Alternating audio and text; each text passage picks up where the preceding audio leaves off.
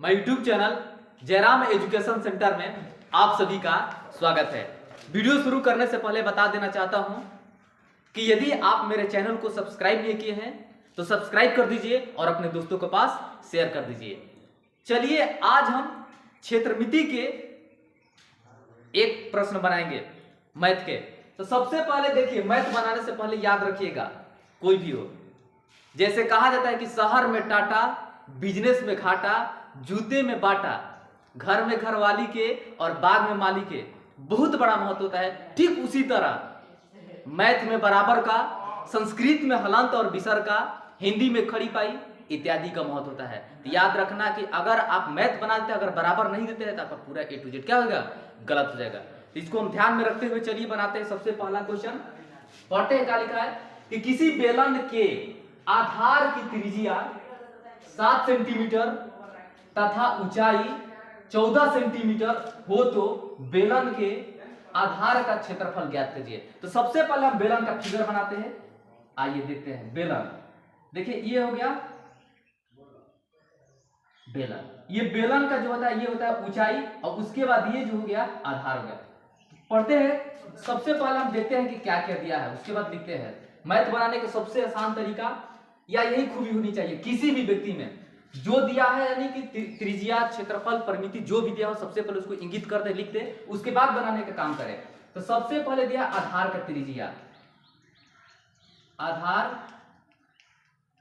त्रिज्या, आधार की त्रिज्या दिया है 7 सेंटीमीटर। उसके बाद ऊंचाई दिया है, ऊंचाई कितना है, तो ऊंचाई है 14 सेंटीमीटर, सॉरी ऊंचाई है 14 सेंटीमीटर। तो आधार की त्रिज्या, तो बेलन की ये हो गया आधार, जैसे कि आधार यानी कि नीचे से, तो ये हो गया बेलन का जो है क्या, ये नीचे का भाग है, ये आधार का। तो आधार की जो है त्रिज्या यानी कि इसका देख लीजिए,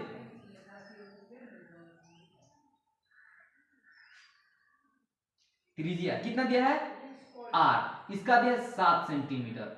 आधार की त्रिज्या कितना दिया है 7 सेंटीमीटर। उसके बाद ऊंचाई, ऊंचाई दिया है कितना 14 सेंटीमीटर।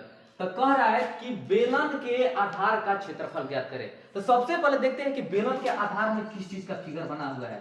आप गौर से देखिए, बेलन के आधार में जो फिगर है वृत्त का बना हुआ है, और इस वृत्त के त्रिज्या दिया हुआ है। ये हो गया टोटल व्यास हो गया, ये यहां से यहां तक जो होता है व्यास होता है, और इसकी जो आधी होती है त्रिज्या होती है।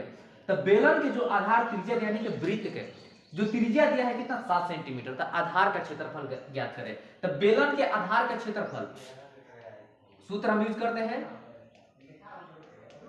आधार का क्षेत्रफल, आधार का क्षेत्रफल यानी कि वृत्त का क्षेत्रफल। तो वृत्त का क्षेत्रफल क्या होता है, पाई r स्क्वायर।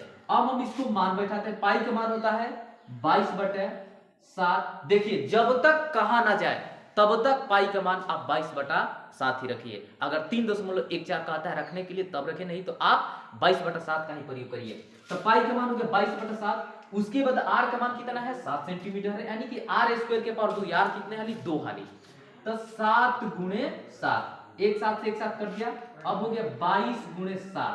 अगर हम टोटल इसको मल्टीप्लाई करते हैं तो होगा 100। 7 गुणे 14 के 4, हासिल 14 15, 154 सेंटीमीटर स्क्वायर आंसर। ये भी याद रखना कि अगर किसी भी चीज का हो, वृत्त हो, आयत हो, त्रिभुज हो, किसी भी चीज का अगर हम भुजा ज्ञात करते हैं, विकर्ण ज्ञात करते हैं, तो उसका हम सेंटीमीटर में रखते हैं, या परिमाप हो सेंटीमीटर लिखते हैं। लेकिन ठीक वहीं जब क्षेत्रफल ज्ञात करते हैं तो सेंटीमीटर स्क्वायर लिखते हैं, इसलिए कि क्षेत्रफल कैसी मात्रा क्या होता है, मीटर स्क्वायर। तो सेंटीमीटर स्क्वायर से दर्शाते हैं, ये भी दर्शाना जरूरी है, नहीं तो गलत माना जाएगा। ठीक उसी तरह आयतन अगर ज्ञात करते हैं किसी भी चीज का तो सेंटीमीटर की यानी कि घन मीटर, आयतन कैसी मात्रा, तो इकाई में ही लिखा जाता है। तो हो गया हमारा ए टू जेड। देखिए सवाल का जो आंसर हो गया कितना, 154 सेंटीमीटर स्क्वायर। अगर मेरा वीडियो बढ़िया लगे तो लाइक शेयर और सब्सक्राइब जरूर करिए। Okay, bye bye.